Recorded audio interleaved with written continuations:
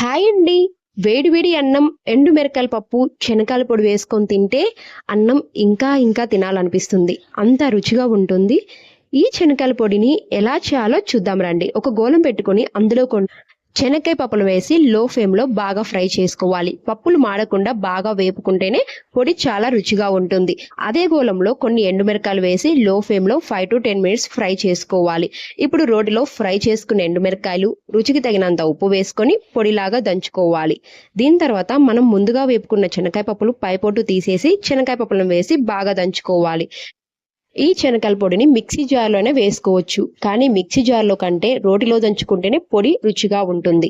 ఇలా అయిన తర్వాత కొన్ని తెల్లవాయలు వేసి కొంచెం ముక్కగా దంచుకున్నామంటే శనగకాయల పొడి రెడీ. శనగకాయల పొడి నెల రోజులైనా స్టోరేజ్ ఉంటుంది. వేడివేడి అన్నంలో శనగకాయల పొడి నెయ్యి వేసుకుని తిన్నామన్నా రుచిగా ఉంటుంది. Please subscribe.